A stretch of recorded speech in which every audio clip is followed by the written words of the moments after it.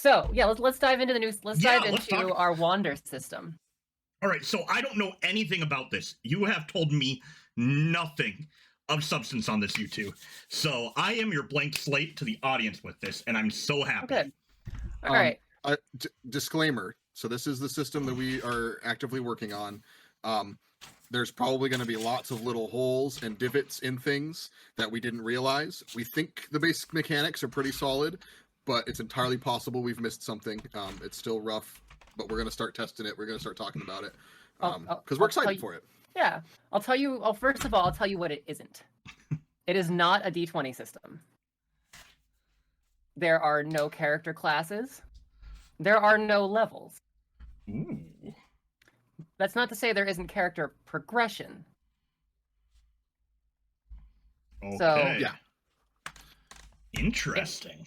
So the baseline thing that makes up your character is something called masteries. There's a lot of other things beyond that you can do to kind of customize, but it all plays off of those. And the masteries are going to be similar to like your skills in D&D, but taken to a new level. It's like a combination of your abilities and your skills.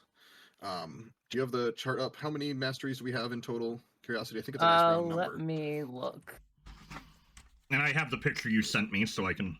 We currently have 25 masteries. Okay, yeah. So there's 25 masteries. There's 10 general masteries, or 9 general masteries. There are 9 general masteries. 9 general ones. 8 combat masteries, and there are 8 background masteries. Although one of the background masteries, which is magic, is also very combat related. So, but when we say combat, it's more like martial combat related. The reason we're calling them background masteries is just to separate them in the fact that like this is the stuff that defines kind of how your character plays. So like if you do not take a magic background mastery, you're not a magic user, but you can still take all of the other ones. We might actually change that honestly a little bit because originally we were gonna have the backgrounds function slightly differently, but we've decided to kind of bring it all together for simplicity's sake and to make it more accessible to the players to really craft whatever kind of character they want, which is what our main goal is with everything we do. It's all about how can we let the player have as much choice in everything as we can. Yeah, is like our primary goal. Chuck, if I send you a picture, can you put it into OBS to show? Yeah, absolutely. Good, because I'm going to do that. Okay. I'm just going to send you. There is definitely combat. Oh yeah. Oh my gosh. You'll love what we have going on for what you can do in combat, I think. Yeah, one of the other sort of like sub things that we've kind of tried to keep in mind as we're designing it is that we want it to be very like RPG in a box friendly if you need it to be for like one shots and stuff. So someone could just slap together some pre-made characters, bring friends together, throw some figures on a board, and just play like a board game basically instead of an RPG. It's kind of open to allow you to do that in either way.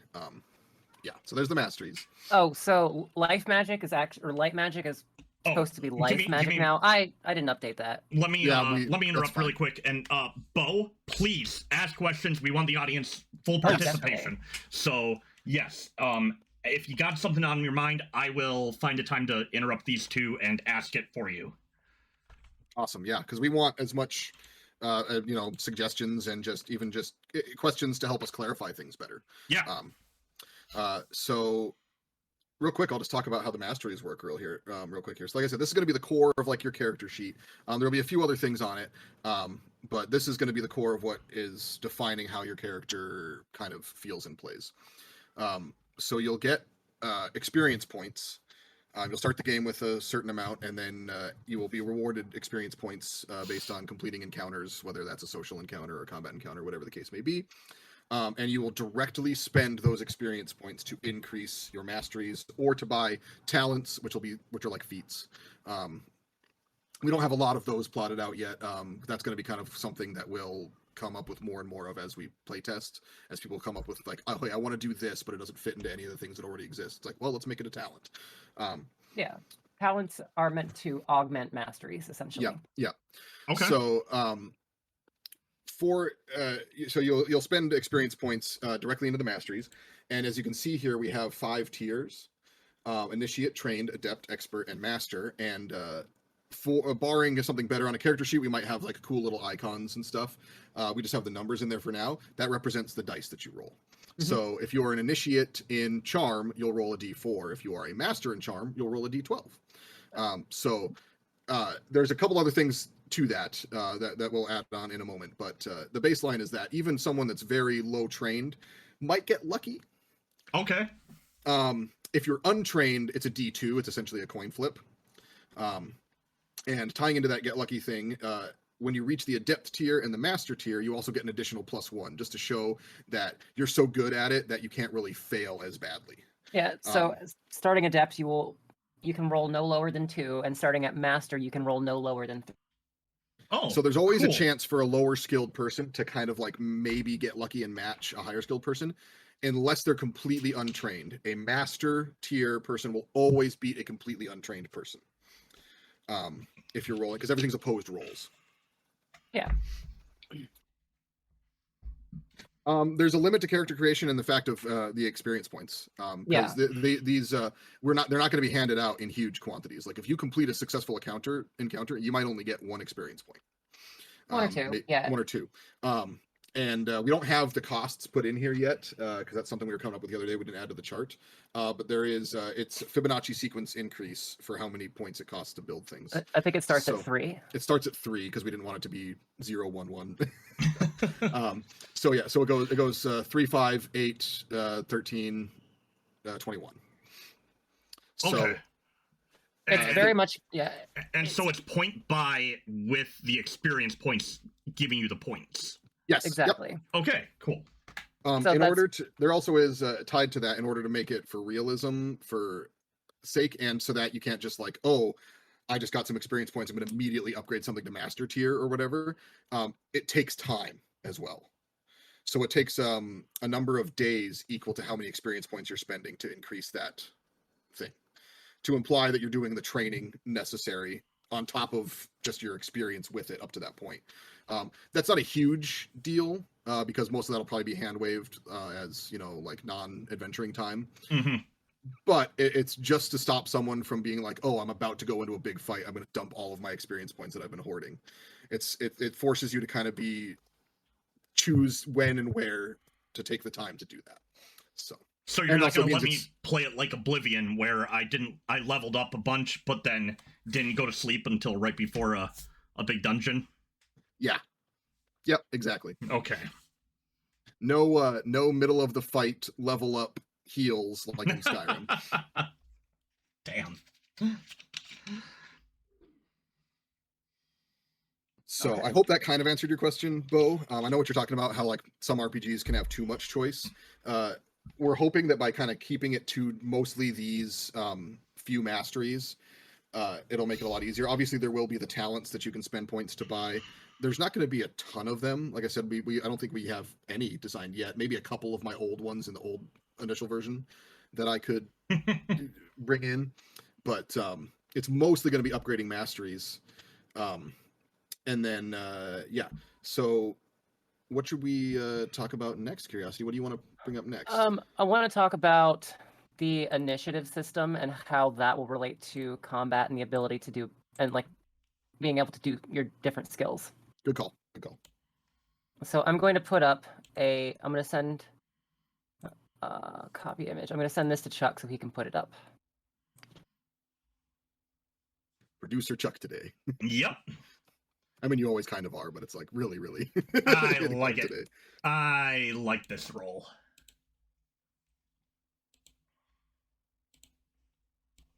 Best part is like, this is literally like Curiosity and I, while we're like at work, we're just discording each other ideas and like plotting them out. Yep. Okay. There we go. So say I've made a character and I just want to call it like a Chaos Blade or something like that. So I would make somebody who's primarily trained in, let's say, bladed weapons. And I've gotten up to adept level. So that means at adept level, I can spend up to 4 initiative points per turn to do bladed actions. But I have to have the initiative pool to do it. By default, you start out with 3. Okay. And through talents, you can increase that to 5. So you can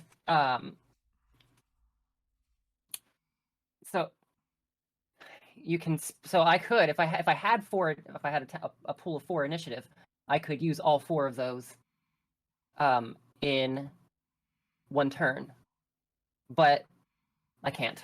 So I would only get to do 3 of those. So my weapon expert training has exceeded my initiative.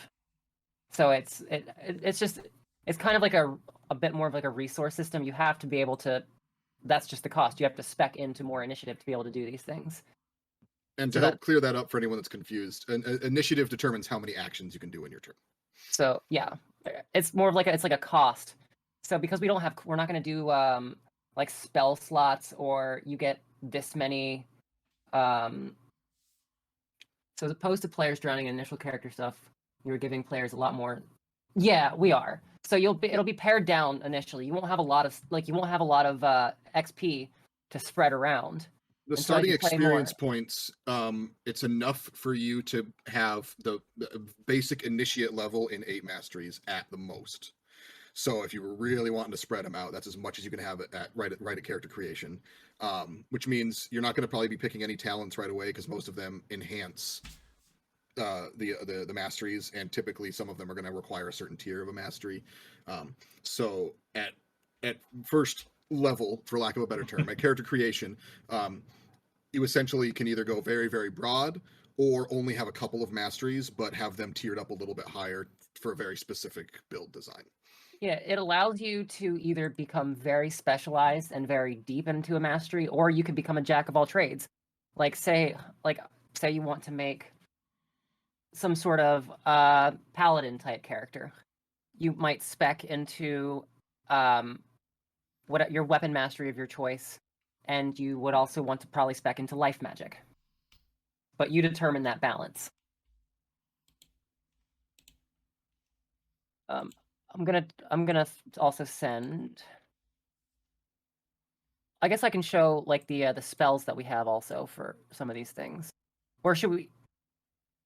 Or should we talk about what's that? I'd hold off on the spells to start with, because that gets a little bit deeper into the other stuff.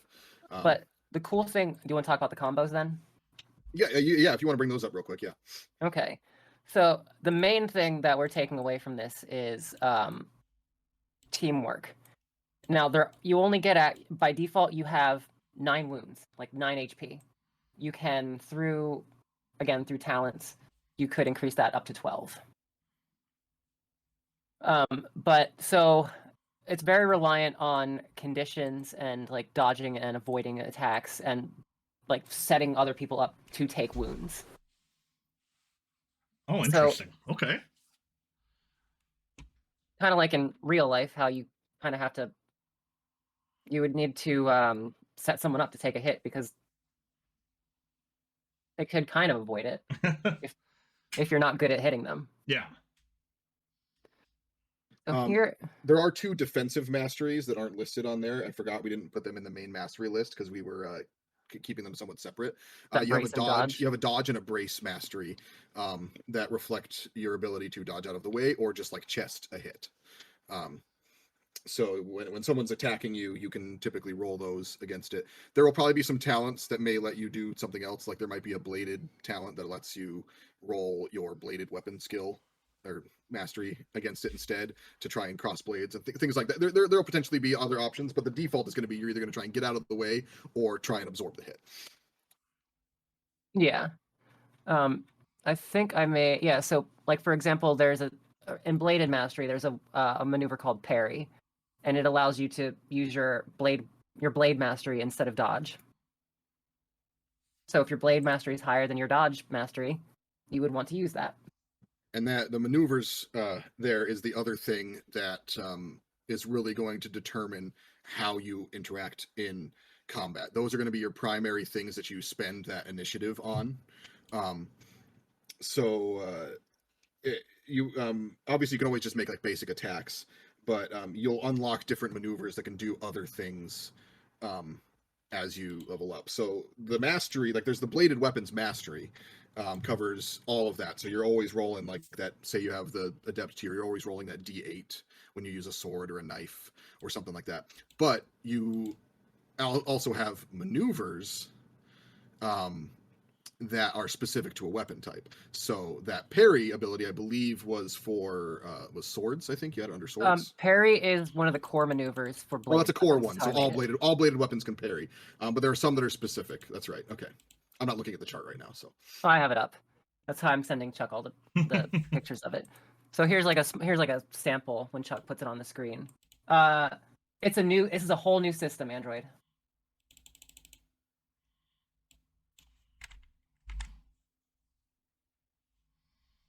It's called Wander, and yeah, this will be our system.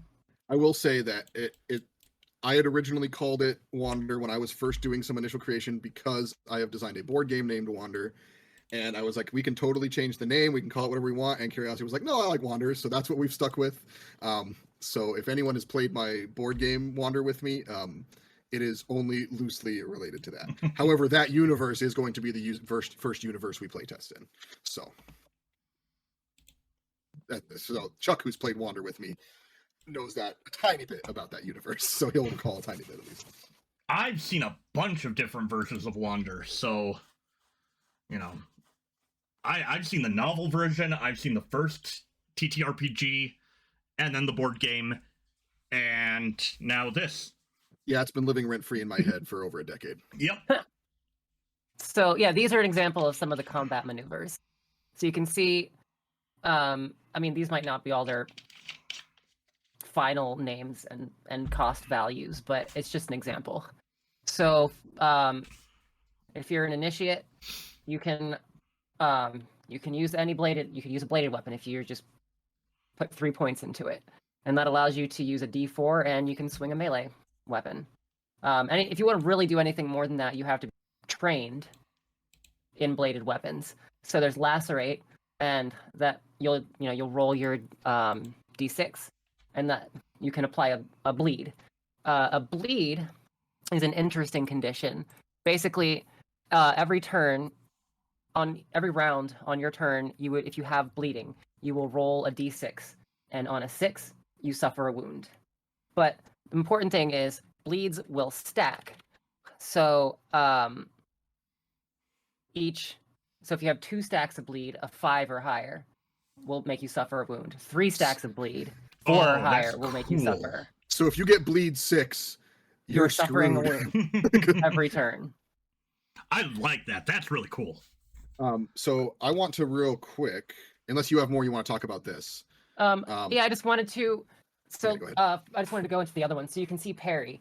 It says you may use this skill as a reaction in place of your dodge roll. So if you wanted to be able to parry, a dodge wouldn't require an initiative. You would just be able to do it. You can. Oh, wait till you hear about burning. You can hear about like with parry. If you have the reaction, you can just use this in place of your dodge roll, but you have to save or pre-spend an initiative, and it would take away from your initiative that you could spend next turn. But that's kind of as far as making bleed damage broken, like that's what we want. Yeah. Because you don't have very many wounds. You do not want to take hits. If you build up your party to all be stacking bleed on people and have them just wipe really fast, that means you're playing smart. Because if you take a few hits, you're in deep trouble. Because and that's what I want to talk about next is wounds and armor real quick, if you're okay with me shifting to that. I just wanted to go with just talk about the gouge ability 1 second. There are some conditional things. So there's like resilience, which lets you shrug off wounds, but there's this dagger ability called gouge, and it's we don't have any flavor text in any of these things. This is just the rules of what they do right now.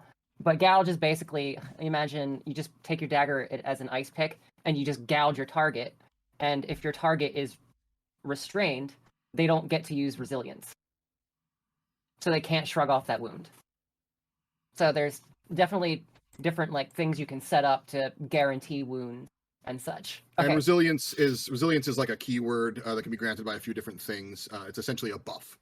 Okay. Just to kind of explain what that was real Yeah, quick. if any of you are familiar with 40k, it's similar to like a feel no pain. Yeah. So I'm going to bring it back then to our wounds, because we've talked about the wounds a little bit. Because we have a wound and injury system that is very important to tie into why we're saying like going all out attack might be smart sometimes. You have 9 wounds, like we said. This is very generous because I was originally going to have it start with 3, but then we started coming up with some of these maneuvers and different conditions, and we were like, that might not be enough. So you have 9 wounds. If you take up to 3 wounds, you're fine. You can use some first aid. You can heal those. Not a huge problem. It sucks, but you're okay. If you take more wounds than that, you drop below 6, you're now injured, and you cannot restore up above 6 until you spend time to recover. Similar to how I said it was going to take time to apply your experience points, it takes time to recover from injuries. So you do not want to take wounds, because if you start taking too many wounds, now all of a sudden your maximum hit points essentially have been reduced. If you get down to 3, no, sorry, I changed that, didn't I? If you get reduced to 0, you are grievously injured, and you're unconscious and will have to be revived, but now your maximum becomes 3. Anytime you're reduced to 0 after that, it gets reduced by another 1. So if you keep, this is to discourage people from being like, oh, well, I have a few hit points left, I'll run into another fight. It's like, don't do that, because if you keep getting knocked down, this isn't D&D where you can just keep healing word the barbarian back up and everything's right as rain. Every time you get brought back up from that 0, now your maximum goes down. So it goes from 3 to 2 to 1. And if your maximum hits 0, your character is dead. No takes backsies. So it keeps you from doing the current D&D yo-yo. Where, we don't like the yo-yo. Now, there are still plenty of things that can heal on those no, it's not this. We've just come up with the combat stuff so far. There will be social there are social masteries. We don't have maneuvers and stuff for those yet, because that's the next thing we're going to work on. We want to make sure all of this stuff works first. So sorry, Bo. So anyways, yeah, so you don't want to take those wounds, but taking up to 3 is typically not going to be hugely inconvenient, and that's going to be essentially those minor cuts and scrapes and stuff like that. I am potentially going to build a chart as well for like lasting effects from being grievously injured. I haven't fully built that yet, but there's going to be a chance that you might, I don't really want to put that in as a permanent rule, but maybe as an optional rule, because I don't want to force like loss of limb onto players and things like that. Yeah, if you want more grit. But I'm going to build that chart as an optional thing of like, if you get grievously injured, you might, maybe you lose an ear or whatever. I'm definitely going to recommend that game masters cause some sort of lasting effect from that. But that can be done in a more roleplay sense. So now, the way armor works to help kind of protect those wounds, armor is essentially extra wound points that sit on top of your normal ones. There's not an AC that anyone's trying to overcome. If you take a hit, if you fail your dodge and you take the hit, you're taking a wound. But if you have armor, you have a couple of points that can go away first, without affecting your actual physical wounds, and those can be repaired in a town or possibly on your own if you have the proper feats and stuff. I keep using D&D terminology, proper talents and stuff for it. Well, we could. I mean, because people are familiar with D&D, we can say feats, even though we're going to call them talents. We'll call it. It functions the same way. So you can only have a maximum of 3 armor points, but certain armors can also provide other benefits like fire resistance or things like that. Yes, armor is very much Borderlands-y or Mass Effect-y in this game. But so, for example, though, if someone is wearing like metal armor, it will not protect against something like lightning damage. Yep, lightning damage will go right through it. But it will provide you, like say plate mail, for example, will provide you the maximum 3 armor points against someone hitting you with a mace. So it'll give you that extra little bit of coverage. There is also a shield mechanic, because this is designed to be used for also like science fiction and stuff like that. But we also made the shield mechanic function for magic as well. So things sometimes can provide shields to you, and those can absorb 1 hit, and then they regenerate as long any turn that you don't take damage. Those aren't always going to come into play, but in like a high science fiction campaign, you might get a shield generator, like a personal shield, and there might be magic spells that'll be like for 2 turns you have a shield.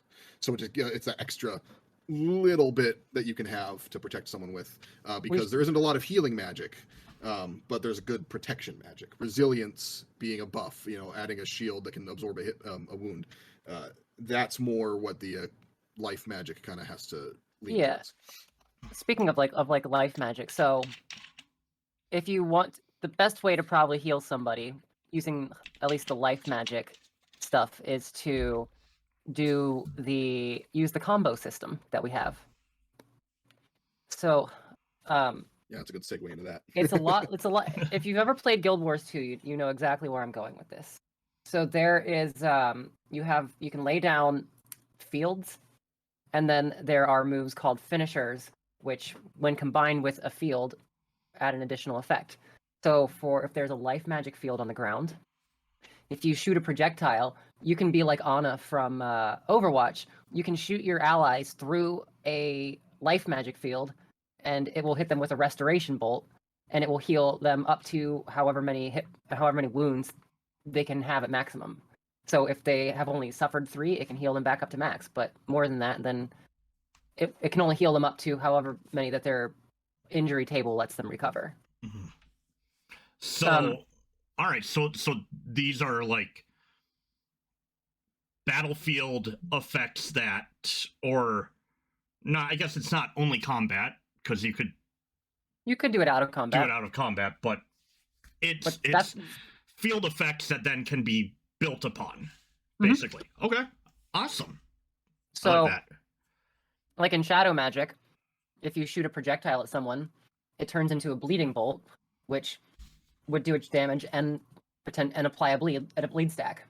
That's for you, Bo. But on that same thing, like a fire field, we have what's called like a rush finisher, where if your attack maneuver includes like some sort of movement dash, you can rush through a fire field, and it'll cauterize your bleeds. So you can lose. That's how you can lose bleed stacks. And this is one of those things where we're probably going to come up with more ways these work in combo with each other as we play, because someone will be like, well, what if I did this? And then I'll be, because I'm going to be running the first one, I'll be like, that's actually a really good idea. Curiosity, do you think we can add that in? And then we'll make it a mechanic, because there's going to be some cool combos. We want it to be very much, hey, how can I work off of what the other person has done to my advantage to keep us, running the battlefield.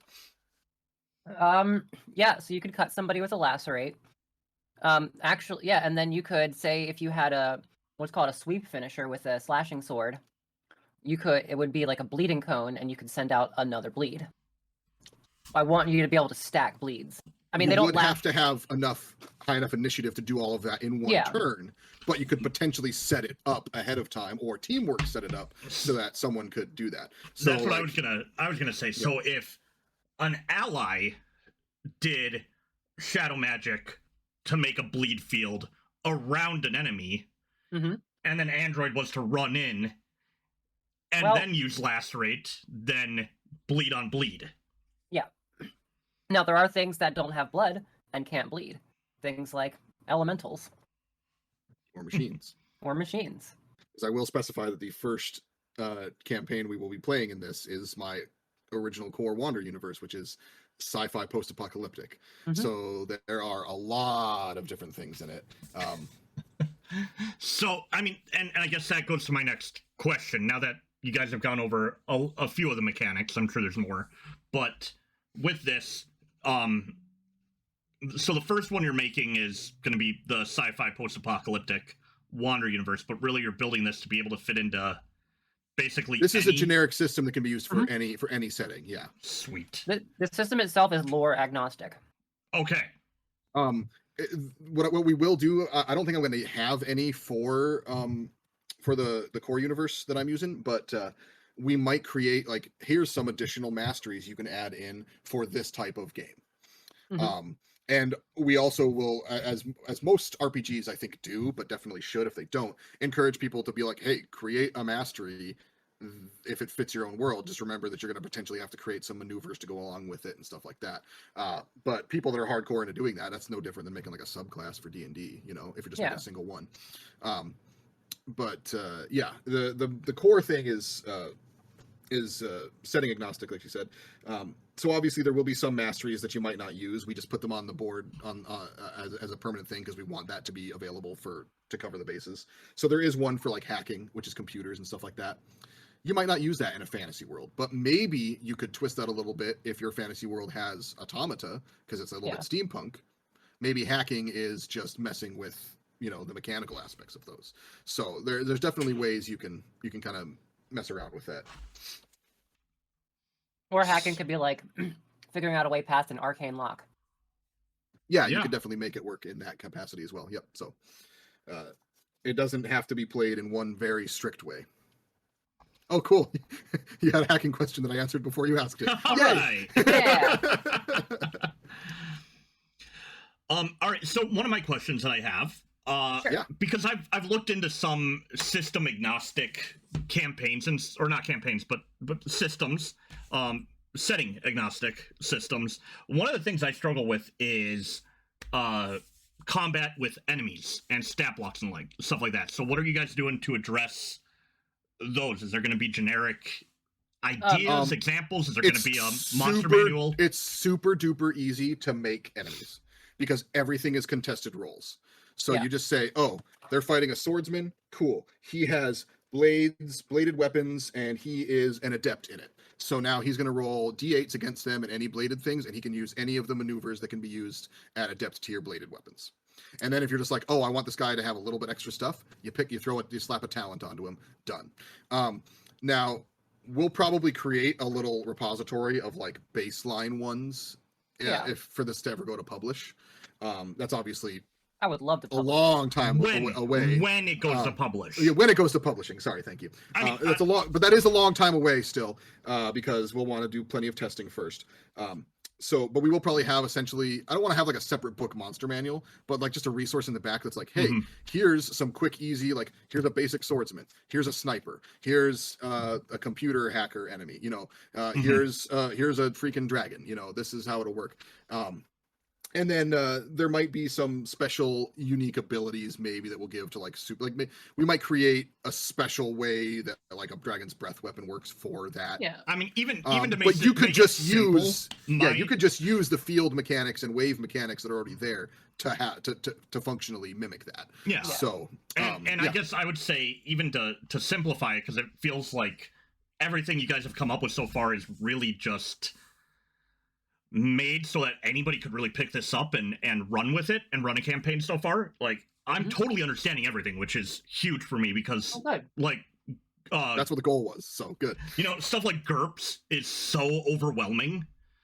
And this feels like, okay, I could probably run a campaign tomorrow with this, what you have, with a little bit of playtesting.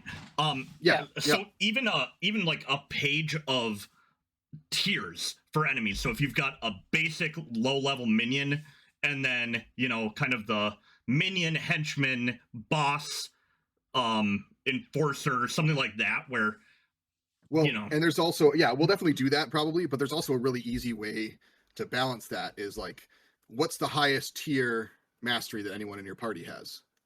Okay, you don't want this thing to be too challenging. It's not allowed to have any tiers higher than that, you know? All right, Bo. So Bo asks, so these are game mechanics, but what is the system itself? You said D8 rolling, so is it rolling a D8 in place of a D20, pool of dice, or something else? So if you've ever played Kids on Bikes, it's more like that. There's no one set die you roll. Can you bring up the masteries again, Chuck? Absolutely. Based on how much you invest in a specific mastery, you'll increase the size of the dice you roll for those types of actions, essentially. So all these numbers, so under Initiate, you see all the 4s, that's a D4 that you would roll for that skill. Under Trained, you'd roll a D6. So Master, you get to roll a D12. So for example, I have a thing called, I have a talent that's potentially going to be in there called Physique. Like, it's a physique talent. I don't have a name for it. When you have Resilience, which resilience is a buff that allows you to roll against a D8 to ignore a wound. So the DM will roll a D8, and then you roll against that. You would just roll a D8, right? Mhm. 0. Yeah. So the physique talent says when you have resilience, you may use your level of physique mastery and its bonus in place of your roll. Requires 1 initiative. So, for example, master, like if you are a physique master, that would be 5 plus plus that additional 2 bonus. So you could roll no lower than a 7 against that D8. And so it's you're aiming for the higher number.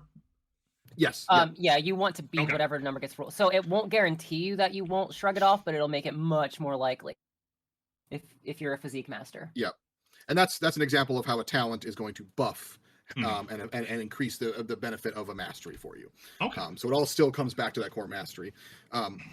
There was one thing I was about to say, and I lost it there for a second. So everything is a contested roll rather than a set DC. Okay. The game master might set a specific DC in some instances if they need something to be extremely easy or extremely difficult. So like if I want to, most of the time I'm going to roll against you, and I'm just going to choose which dice to roll. But if I need something to be difficult, I'm going to say you have to beat a 10.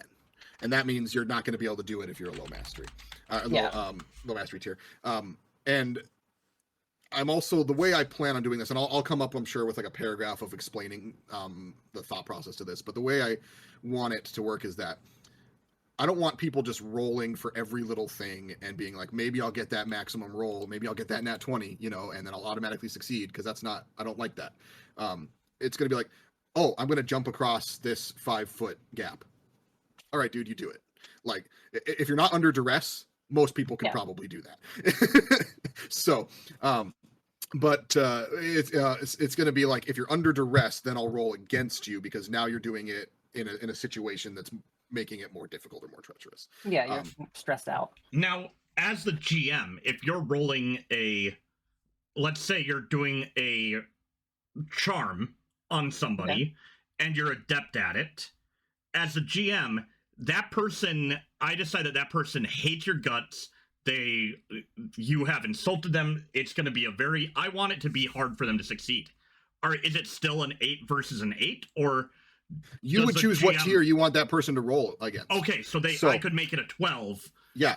You might have in your head that this character has their like charm skill to oppose that is also a D8, but you're like, no, they're getting bonuses to this because of X, Y, and Z. Yeah, you can. So I'm going to let them roll a D12. You can always just apply a circumstance bonus. Yeah. Essentially, yeah. You just apply a bonus, and that's all up to the GM. Cool. Very open. Yeah. Or you could just say, no, you can't charm this person because they hate you. Yeah. Yeah. Like if someone's gonna try and seduce someone, but that person's sexual preference does not correlate, sorry, automatic failure. Okay. You can't force that. So that's the kind of stuff that it's very much up to the GM, but it's a very open and basic system to allow a lot of maneuverability for that. You can still role play to your heart's content. I like it. And it's gonna value that role play more, because it's less about what did I roll and more about like, did I do something or say something that made the GM decide that I should get a benefit for this. You could make NPC blocks if you want to, and we will probably provide some pre-made NPCs. Yeah, and that's what we were talking about earlier, is we probably have some pre-made NPC blocks, basic ones. But in the moment, if you just need to, if it's just for a single skill, you can just decide in that moment what you want them to roll at. Especially if it's just like, I'm trying to, intimidate the shopkeep. I don't need that shopkeep I don't need to know what his combat skills are, unless things turn into combat, and then I can whip those up real quick as well. But I could just choose for this stat, this is what he's rolling at. Yeah, you could be like, someone tries to intimidate like a medic, and you'd be like, you know what, fine, this medic is Dr. Shotgun, let's go. And because it's system agnostic, or I gotta stop saying that, setting agnostic, because it's setting agnostic, things like shopkeeps and gold and money, currency like that is up to the world that you as the GM are creating. And so the system itself wouldn't have those in place. It would be how I'll you have- design it. Yeah, I'll have equipment charts for a lot of common equipment that might be used across different worlds. I've already started coming up with some armor and stuff like that. But how much it costs, how easily available it is, and stuff like that, that's entirely up to your world. What we'll probably do as we're playtesting, we'll probably take some notes of the decisions we make for our worlds Mhm. and have a small little resource in the back. Like in this universe, if you're wanting to play one of the universe we've presented, it's like this. So you can use that. So that way someone maybe has a number if they don't want to have to come up with it all themselves. And and speaking of not having to make a bunch of like decisions, especially as like a new player, we would also provide like archetype templates for what like masteries and talents and such you would take. If you wanted to say, I want to be a stereotypical paladin, you can go down this road. Or I want to be a barbarian. Take all this stuff. You can make while in a larger combat, would a GM give groups of enemies single mastery levels, or would you separate characters? Oh, in larger combat. Yeah, that's entirely up to the GM, honestly. If they want to take the time to build out the stat block essentially for each specific enemy, more power to them. If you're just like, okay, there's 12 goblins, they all have bladed 2. There you go. You know, it's entirely up to how you want to do it, whatever makes it easier for you as the GM. We want this to be one that the preparation you do is for your world. You don't need to spend hours and hours and hours trying to build a balanced combat, because you can just be like, dude, okay, 6 spiders, they all have martial arts adept because they're hitting you with their legs and their pincers. Oh, and just roll, or whatever. You're rolling over them too quickly. Actually, they're shadow magic spiders. Yep. Like Yeah, exactly. So So very easy to adjust on the fly, which most GMs do anyways. So I was just using that, Kung Fu spiders. I was using that as an example because I was like, I would probably use martial arts because they're not using a weapon. Not just Kung Fu spiders, King Fu spiders. That's like elite Kung Fu. But yeah, actually, I probably would have to give them a martial arts. They just probably wouldn't be able to use maneuvers. They probably wouldn't be able to use martial arts maneuvers, but they would just have a dice tier for that. So, yeah. Fantastic. This is fun. This is really... Yeah, like I said, we've been having a lot of fun discussing this back and forth and being like, this is actually turning into something cool. Yeah. So. I know. And I like the fact that there's no actual like classes and levels in them. Yeah, but that makes it really... Because there's still room to grow. There's still room to build your character and to have character growth, but it's going to be more on your role playing and your decision making than just, okay, I need to get to that next level so I can get that next ability, which then forces my character to change. Exactly, yeah. There's only the tiniest bit of that if it's like, oh, I want this maneuver, I want to be able to do this maneuver, then that means I need to have this mastery at this tier. But if you're wanting to do that maneuver, hopefully that's because you're already planning on building along in a direction that would naturally use that mastery anyways. Mm-hmm. So it's not really forcing it upon you, Yeah. So yeah. And honestly, if your players ask, like, because, oh man, I royally screwed up all my character progression. I don't know, there could be like, the GM could make some sort of like, I don't know, magical stone, or if it's a sci-fi, some sort of like, some sort of high-tech tank that'll, or, Kingdoms of Amalur, there's a Fate Weaver, he lets you reset all your skill points. I've always loved that in RPGs where it's like, in video games where it's like, you can spend 5 points to reset the rest of your points. Yeah. Any chance the flavor text could be like Anthrosaurus from the Yu-Gi-Oh tag? I will have to look that up. I want to look at what that is now. There's Anthrosaurus Yu-Gi-Oh. What is our flavor text? This man, like dinosaurs, got a high IQ, even though he's lacking in the strength department. Kind of like yous if you had a high IQ. Nah. Amazing. I mean, along those lines, for blunt weapons. I'm gonna make that so that everybody can see that. There will probably be some. It's supposed to be Joey. That makes too much sense. Yeah. This man, like dinosaurs, got a high IQ. I was literally just talking to my wife earlier today that like the theme song for that show has no excuse being as good as it is, because it's a super epic theme song, and then it's like, I'm gonna play you for my soul with a children's card game. I know. Oh, the manga is so much better than the anime. Oh, I'm sure. The anime is terrible, but I love it. The manga, I'm going to go off on a tangent here, but the manga, the pharaoh, the person that he turns into, Yami? yeah, is like an actual god who punishes people through the games they play. And the card game comes in like later on. It's not the focus. Huh. And so it's like there's like terrorists taking over an amusement park, and Yugi's with the girl that he's friends with, and they're stuck on a Ferris wheel, and all of a sudden Yami is like, okay, I'm gonna play this game with you, and if you lose, your soul is trapped in the Shadow Realm forever. Oh gosh. Yeah, it's way darker, so much better than the anime. But it's also because the anime in America had to go through all of the censorship stuff. Mm-hmm. So they call it the Shadow Realm instead of just being like, no, he fucking killed them. I'm gonna send you to the spirit realm. But also, yes, Yu-Gi-Oh! Abridged. Mind fuck.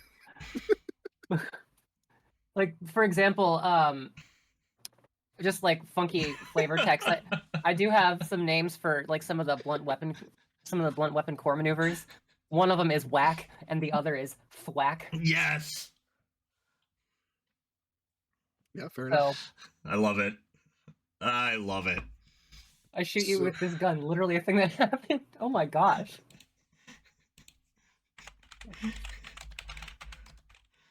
Ugh. What are some other? So yeah, I mean, I could just go through the list of conditions we have right now. It's kind of fun. Yeah, sure. So the I'm conditions. something in our chat, so it'll be a minute for me for a second. Oh yeah, I'll send. Are you sticking to melee combat? Nope.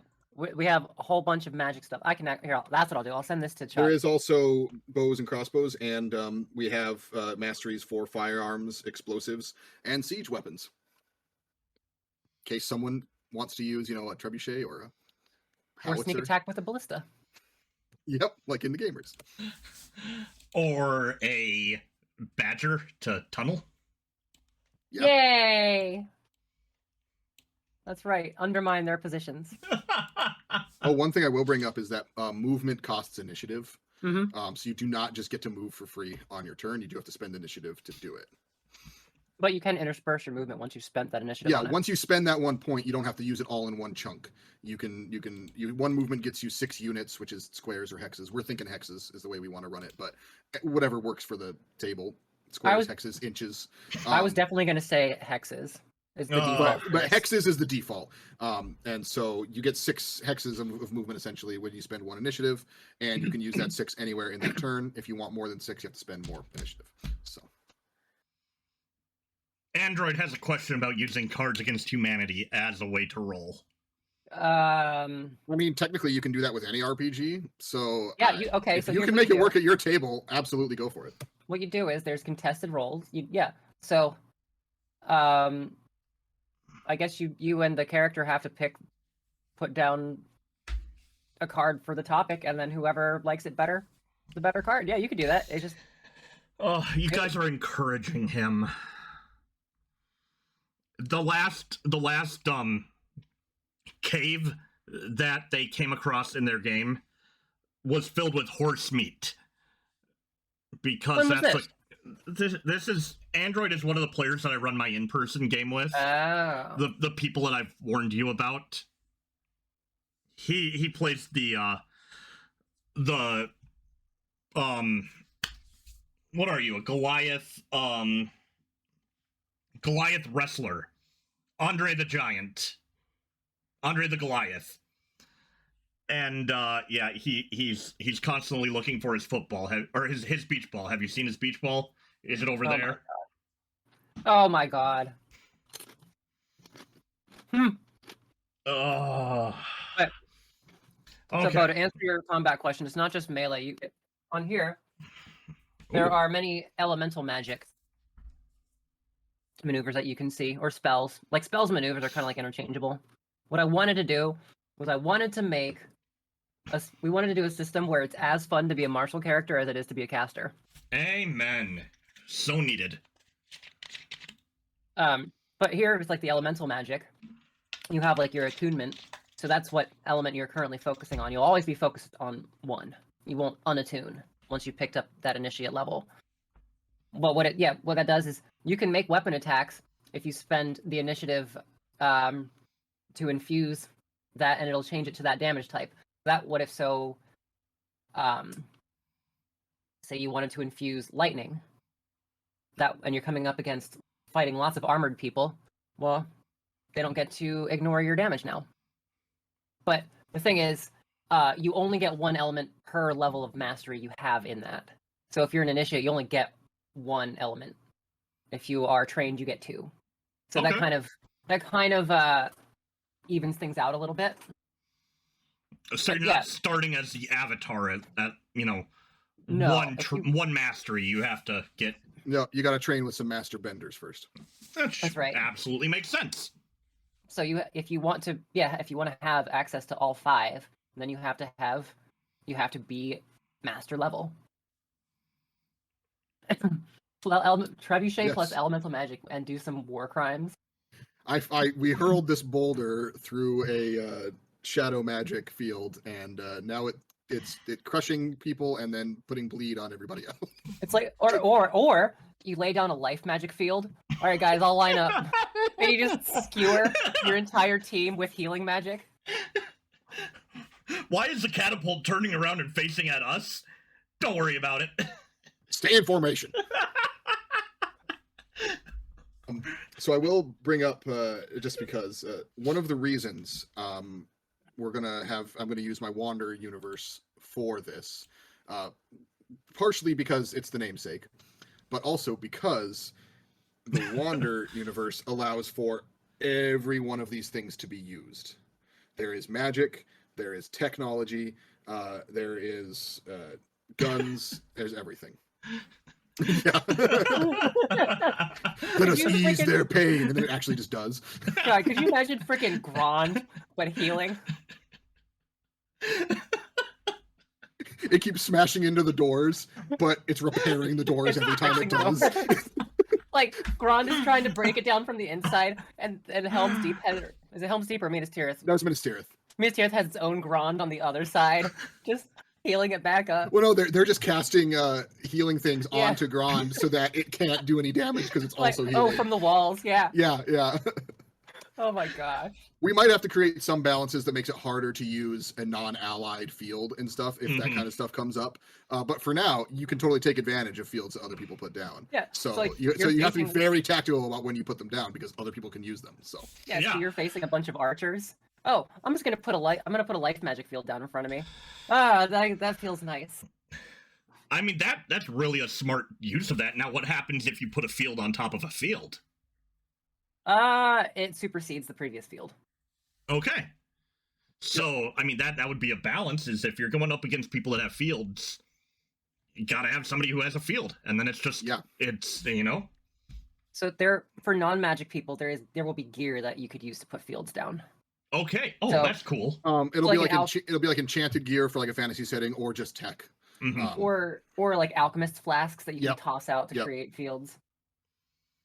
That's cool. Yeah. That's really cool. But elemental, for elemental mastery, you can lay down what's called an elemental wellspring, and depending on what your current attunement is. That's a good question. Ooh. So could an initiate put a field down and supersede a master? Are any of the fields limited by what tier your skill is to be able to place, or are they all? You have to be trained. You can't be initiate. You have to be trained to lay down a wellspring, and it will last for 1 round. At master level, that would last for 3 rounds. So maybe, so this is actually a question that we hadn't thought of, which is why part of the reason we wanted to do this. So maybe what we could do is it supersedes it if it's for this the number of turns that it's up. So it might, if the one that's down already is more powerful, then instead of completely eradicating it, you just make it last a turn less. Maybe you reduce, because you're weakening its magic essentially by trying to do that. If they're equal, then it just supersedes. But if the one that's down is a stronger version, it's going to be up for longer. All you're able to do is just reduce its length, maybe. This is the thought. But that's something that we'll have to discuss and plan out. I mean, you could also do something like create a system where it does like a wild magic type. Ooh, you know what? No, I've got it. It turns into a chaos field. There you go. It just always turns into a chaos field. I like that. Done. Because then it doesn't matter. Because that's going to do crazy nonsense. Like a chaos field. So a projectile finisher through a chaos field will apply a random damage bolt. If you do a rush finisher, it'll give you a random buff. If you do a sweep finisher, it'll cause a confusing cone. And confusion is a condition that says your next turn is determined by a roll on a d6. So it's just what you do is random. And then a splash finisher is a random condition. It gets tossed out in an AoE around you. So casting onto a field, putting a field on a field doesn't necessarily benefit you. It could still be a negative to you. You can still use it, definitely, but it's going to allow the enemy to also deal like that chaos damage through it to you now. Yeah. So, I actually really like that. Yeah, it's leveling the playing field. That's awesome. Yeah, it doesn't disperse it. It's just, these finishers all just make me think, finish him. That's yourself in its confusion. So, we're thinking of having restoration magic hurt undead. Taking like the Final Or Fantasy life kind of magic, note on that. Mm-hmm. So that's not set in stone, but I like it. I always like the idea of healing magic causing pain to undead. So if you just shoot them with restoration bolts, they'd be vulnerable to that. It makes life magic insanely powerful against undead because it's healing your party while hurting the enemy. I mean, but so the counteract to that would just be make undead real nasty. I mean, they'd have to be. And I like that. I'm okay with that. This works for me. So I think we've covered pretty much the whole basic system we've got as it stands at the moment. The mechanics are all pretty much there.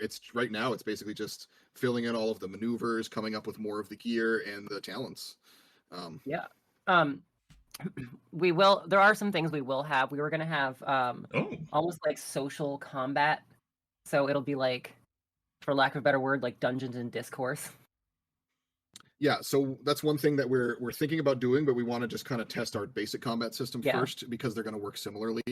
But where there might be another thing similar to wounds called willpower, and you'll essentially do charm and intimidate maneuvers to try and reduce the opponent's willpower in a social situation. We have not put a ton into that yet, so we're going to run forward without using that, and we're just going to kind of do generic roleplay for that stuff to start with. But that is something we are contemplating and would like to do if we can make it work. Because obviously there won't be as much variety since there won't be all the magic fields and things like that as many. There could still be a couple things similar, but it won't be quite as broad. So that's one we'll have to work on a bit. And it may end up just being an optional rule. Yep. There is one other thing too. I'm just going to mention it briefly just because it's a cool thing that we had added in the other day. Is weapon sets. Yeah. So the whole argument of like, is it a bonus action? Is it an action to switch weapons and stuff in D&D? You get 2 weapon sets.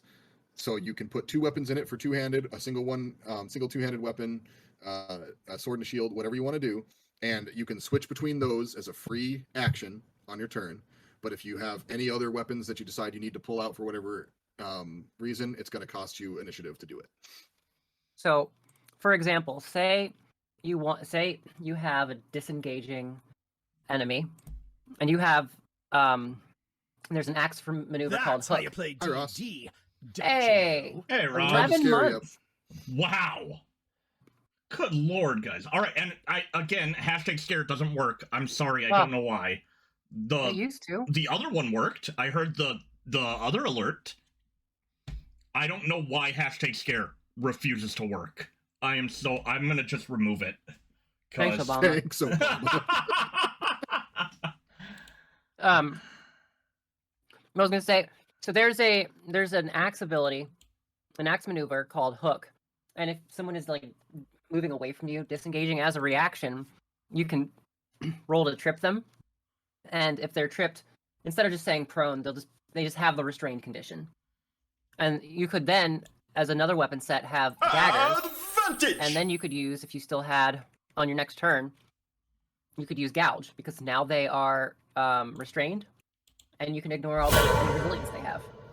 So combining those weapon sets and the maneuvers they allow you to do, and then making sure you have your initiative built properly, allows you to potentially do crazy combos on your own in a single turn. But once again, if you don't have that initiative or haven't invested heavily in initiative yet to get those extra points, you can set those combos up with your friends. Mm-hmm. So yeah. it really complements the teamwork aspect, especially to build you up to the point that now you can start to do some of those combos on your own. So. Oh yeah, you could totally trip somebody and hit them. The with siege some weapons even probably more will trebuchet. require a lot of initiative to use Android, so it might not be doable in one turn, but you could probably combo it with a friend. Yeah, you probably don't get to use your movement if you're using a trebuchet. But yeah, I will only be using a trebuchet. Well, you're gonna have to, if you want to lug that thing around, you're gonna have to be like a master in physique to be able to be strong enough. Where's Ludgar? Oh, he's down the road somewhere. Just pushing the trebuchet. Oh, he just has trebuchets strewn about the world that he just builds a runs new around one to. every time. Yeah, exactly. Area. Can you pull your initiative with other people in combat to do larger things? We don't have anything for that yet, but we could maybe make a talent that could let you share a little bit of initiative. Maybe. It would be like Commander's Strike or something like that. Larger things like moving a trebuchet. Maybe. But it's really there's not like you're not limited to how many times a day you can. That's the whole point of having the initiative system, is you have to choose, like, if there's no spell slots. You can put down, you can use that, like, Chaos Bolt or whatever as many times as you want, but you have to, it's just resource management of, if I want to do a certain effect, what abilities do I have, what abilities do my companions have that can achieve that, and what's the best way for us to combo that and make it happen. So it's just essentially it's just action economy. It's just manipulating that action economy, which is something you do in any RPG. Exactly. So, like a lot of your maneuvers cost 2 to 3. But as Ross was saying, and Andrew was saying right there, if that whole thing was trying to move a trebuchet in position to fire it, yes, everyone could use their initiative to help position the trebuchet. That would definitely be a doable thing. They could give up their turn to be moving that around and contributing to that. So it would be like, this thing costs, I don't know, 15 initiative to move. However, the move action for this trebuchet costs 15 initiative, and your team can spend, if you have enough to move it in one round, then you can move it across your team. There could definitely be things like that. In that particular instance, yes. I'm glad. See, these are things we didn't think of. Yeah, but it makes a lot of sense. And I'm glad you guys are asking. Yeah. And I can tell you from personal experience, Android, if you need somebody to break your game, Android's right up there with ways to break the game. Good. Android's gonna throw himself with the trebuchet and at the last minute grab hold of it so it comes with him. So it's like that. It's like those Bollywood movies, one where they all launch themselves off the tree. I actually watched Bahubali. It's a Tollywood movie, and it was pretty good. It's not. It's no fun. RRR, but it's good. So, anyways, though, I think we've gotten the kind of baseline of what we're working with here. Like I said, it's basically just filling in the content now. Yeah. But Chuck, would you, and also you, Curiosity, since you would be a player, would you guys be interested in trying to rudimentarily slap together a couple of characters? We can try. I don't know how well it's gonna go. We'll just have to probably just do it on some scratch paper on your own, or on like a computer note or something like that. Because we don't have a sheet yet. But how much XP do I get to work with? First character creation, 24 XP. So I get 24 XP. Yep. All right, tell me about the world. Okay. So, I for my wife, and I had her send me the intro to it the other day.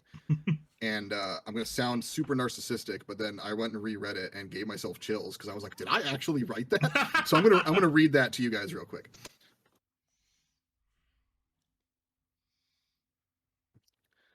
It was a miracle we survived. Although many of us were prepared for the world to end, none of us were prepared for it to end like this. When the Hellgates opened, even the most obsessive doomsday preppers were caught by surprise. Millions of people were consumed immediately in the tide of hellish flame and demonic entities. Millions more met their end at the hands of the otherworldly horde. But many of us fought back. Not all of us were warriors. Most of us were just people. Grocery store clerks, teachers, students, crossing guards, sanitation workers, lawyers. Everyone now had to fight or die. Priests prayed to God to end the nightmare. Governments dropped bombs. But it was the ordinary people, the men, women, and children of every faith, culture, and ethnicity fighting side by side that ended the war. One man, his name stricken from records so as not to tarnish the tale, made the ultimate sacrifice. And now, the rest of us, we citizens of a world left in ruins, attempt to rebuild what we once had in a dark echo of the home we once knew. Ooh. So that's my little sort of like story written down and intro. Wander is a post-apocalyptic world that takes place after a demonic apocalypse. Thanks, Android. So it's basically Earth in Doom Eternal. Sure. I haven't played Doom Eternal, but yeah. Ooh, I took a lot of good. initial inspiration from a game called Hellgate London that existed a long time ago that I loved. But there's a lot more to it than just that. So, there are a couple of large factions that would be important to know, and also can maybe help guide you towards your character creation. So there were the Templars, was essentially this group that was formed. It's all types of religions grouped together and use their kind of like holy protections and stuff like that. They were a major faction that no longer exists. That existed during the war. Obviously, there were just the conscripted people. That was just anyone that was just given a gun and said, "Hey, don't die. Try not to die, please." In the current world now, in the area that I'll have you guys play in, there's one sort of large governmental type entity called UNIT, which stands for the United Nation of Independent Territories. That's going to be the loose government that kind of controls the area. It's not very strong at all. It's essentially just a bunch of people that are like, hey, let's have a couple of laws to regulate trade and agree to protect each other,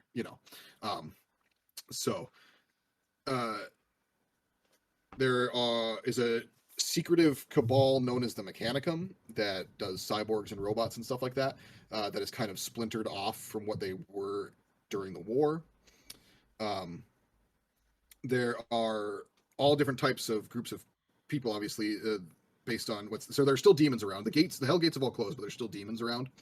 And there are groups of people that will like let demons possess them, called hosts. So that's one way that magic can happen. But there is also just kind of magic that's permeated the world now that came out of this other dimension.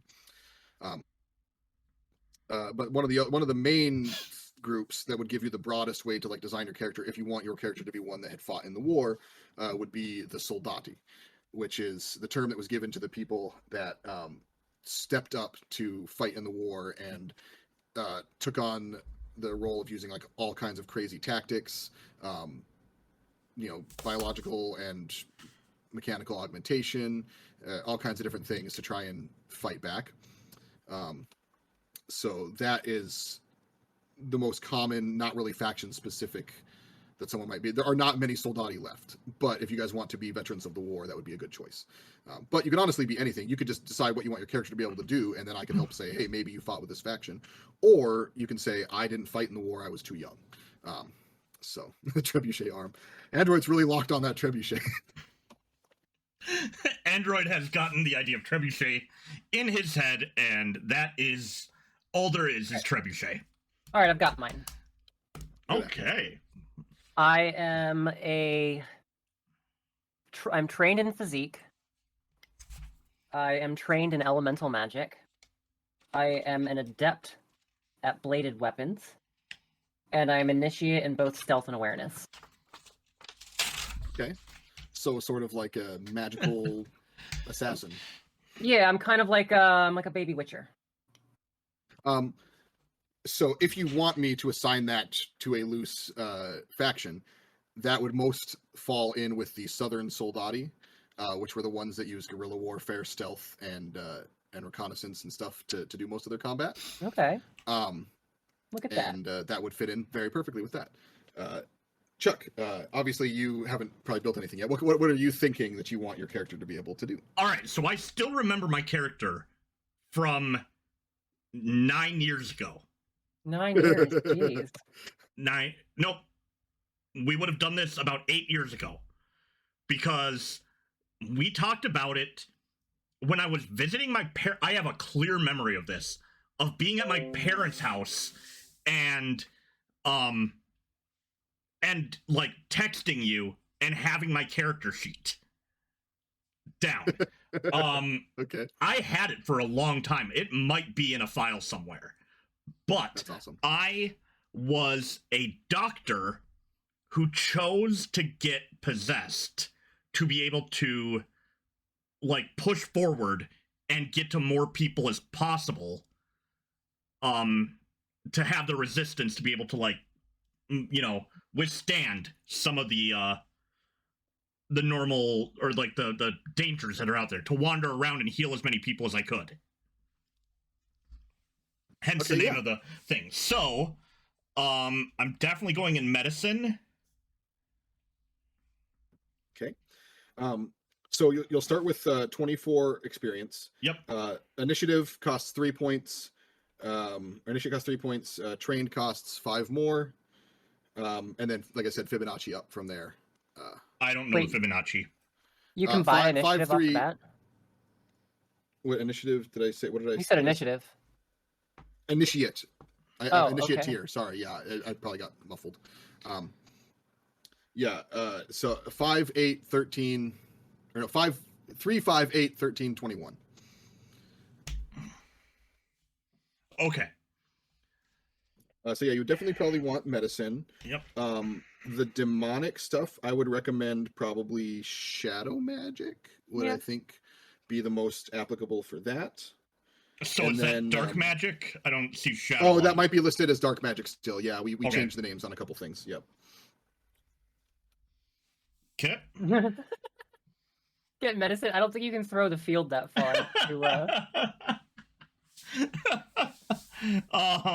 Just fill the trebuchet with healing potions and just launch it and hope for the best. Oh my god. I'm gonna take martial package. Yep. I love it. I'm gonna take martial arts because weapons deal lethal, and he's gonna want to try and subdue when possible. Okay.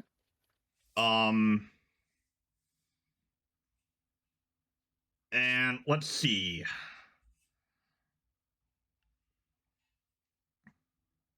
We'll do genetics. And so yeah, genetics will help with some medical type stuff. Genetics also ties into mutation and things like that, because there are mutants and stuff, because nuclear bombs were dropped, and we're going Fallout rules on that in the way it mutates things. So a trebuchet also subdues permanently. All right, so I'm definitely going to be trained in medicine. So 24 down to 16, if my math is correct. Yep. And then dark magic initiate. So that's down to 13.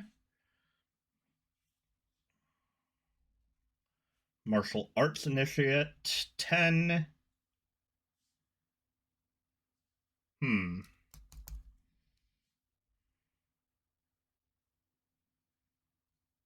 maybe not the genetics. Maybe genetics could maybe be a useful one to go into later. Yeah. I don't know if you want that right at the start.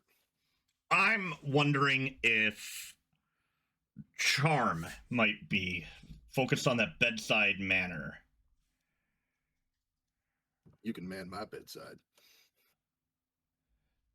So that would be, I'll do trained in that one as well. And so what happens to the 2 experience points that are sitting out of there? You get to hold on to those. Okay. See, that alone is really cool.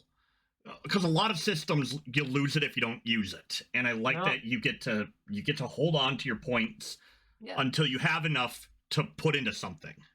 Yep. Yeah, because you might not get enough at one time to be able to spend it. Like, it costs 21 points to get from expert to master. So you'd have to just save your pennies. Yep. All right. Cool. I've also decided I'm doing fire and lightning as my elements for my 2 levels of my mastery levels. That way, with the combos, I can give myself haste if I use a thrusting weapon and do a rush finisher. Wait, is rush? Let me look at that. Is that adept? Yeah, lunge. If I lunge through a lightning field, I can get haste. Oh, that's cool. Which gives me another initiative. It gives you an extra initiative point to use. Yep. And if I find myself bleeding too much, I can do a thrust through a fire field, which will cauterize my bleeds. Okay. Medicine can also be used to remove negative things like that, like burns and bleeds and stuff like that. So that's one of the things where medicine can be very useful. Oh yeah. If you don't have access to magic, then medicine is good. Yeah, if you decide to play in a non-magic thing. Yeah.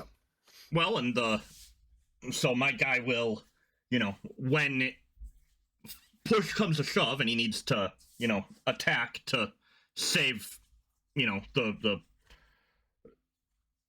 protect the innocents, then the demonic forces can take over, and that's when the dark magic, the shadow magic comes through, and all hell breaks loose. Huh. To be fair, cauterize will only remove bleeds. It won't remove any other condition. Yeah, it's only useful for that one. It's one of those things that just like it's not made to do it. It's just a side effect of the burning, essentially, of the fire. So, if you wanted to remove all conditions, you'd have to get cleansed with a life magic field or some other thing. Yep. Okay. So, cool. Yeah. Oh, here's a fun. There is a regeneration buff that's basically a direct opposite of bleed. You have a chance to recover a wound on a d6, and that also stacks. Nice. It is, of course, capped at whatever your current wound threshold is. So if you've suffered an injury, it's still capped. But it can still be very helpful for not getting grievously injured. And what it would do is, instead of like rolling against each other, it would just, whatever has the higher stacks on it, that's the die you'd roll. Okay. They'd cancel each other out. Yeah. Yep. We're not trying to bog things down. Yeah. No, I mean, obviously, I just built a character with a backstory in 2 minutes, I think. Yep. Yeah. Told you. And so, I'm happy with where this could go. Like, I'm looking at these masteries going, all right, so I could play this, and if something's not working, I could go into something else pretty easily. And okay, there's some survival stuff here. I could take some levels in that. See? Education might be a good one later on. We don't have talents yet, but yeah, we don't have a lot of talents yet. One of the things, education will work a tiny bit differently, in that it lets you roll for general knowledge at whatever your tier is, but you also get to choose specific knowledges to roll in education that will be at a higher tier. Okay. So awesome. Haven't 100% ironed out how that's going to work yet, because we slightly changed a couple of mechanics after I first came up with that. So that I'm going to have to slightly twist that. But it is intended for you to be able to essentially have you're educated, which I mean, you went to school, so you're gonna have a little bit more knowledge of history and math and stuff than someone that didn't. But you had whatever your degree was. That's going to be the one that you have the highest skill in. So. Yep. So what does everybody think? I love this. I'm not gonna lie. I'm like, I not knowing what to expect and just knowing what you guys have been kind of talking about cryptically in the Discord. It's been like, I think this is gonna be cool, but I need to see what y'all have come up with. And it's an Artie. A wild Artie appears. He just woke up. All right, it's your first combat. He is master tier in everything. I lose instantly. I'm not going to attack the Artie. I'm using all my initiative to run away. All right. He has a talent that lets him use his extra initiative points to also be movement, so he outpaces you. I'm hopping into a trebuchet and I'm launching myself over the horizon.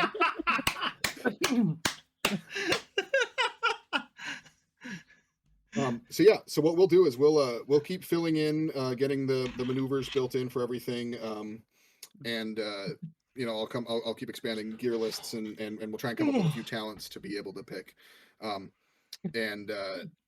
but yeah, we're gonna start playtesting this on the stream soon. Yeah. And we'll get Panda his character built, which will only take a couple of minutes. Yeah. And yeah, so thanks for letting us share it all with you guys. Yeah. Bo, for you, I will take some, once we've got a lot of the other stuff ironed out, I'll take some time to create Yu-Gi-Oh gear to really help you play that Yu-Gi-Oh duelist. There you go. Yeah. Because also it'd be really fun to just have a character that, like, in the Wander world, that just throws down cards and summons monsters to attack people. That's actually, that would be really cool. So I might just build that to be used in this. It could be, yeah. Trebuchet the Shadow Realm. Oh my god. You activated my trap card, Yugi. All right. Yeah, by activating your trap card, you activated my trap card. Another trebuchet, and they're just going to play catch back and forth. It's a trebuchet that throws trebuchets. I was going to say, my trebuchet is throwing your trebuchet, which is throwing your trebuchet. It's the trebuchet of Orichalcos. Trebuchets all the way down. I play Pot of Greed. It allows me to play 2 trebuchets.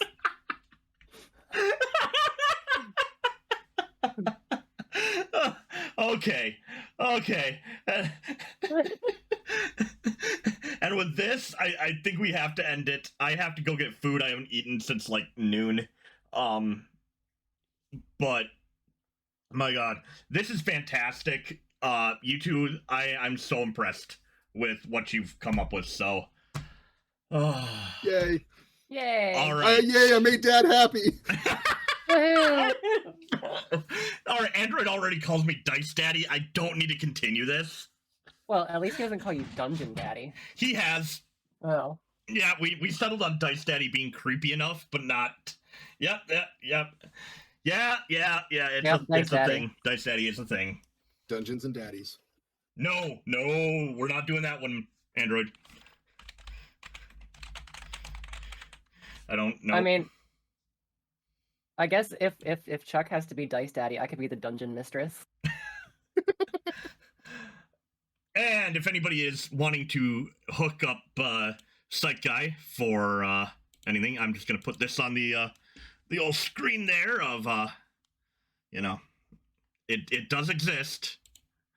Dungeons and Daddies is a terrific. Is it? I've never listened to Dungeons and Daddies. They're good. They're pretty funny. I will give them props for being pretty funny. I want to get that shirt that has the 2D20s and says yes, they're natural for me to wear. Oh god. Oh, all right. And on that note, I think we're gonna call it. And So, okay. All right. Yeah, shorter stream today, so we could just introduce this. Yeah, but this is awesome. So, all right, everybody. Thank you so much for watching. As always, may you roll those nat 20s, avoid those critical fails, and have a good night. Bye. Bye.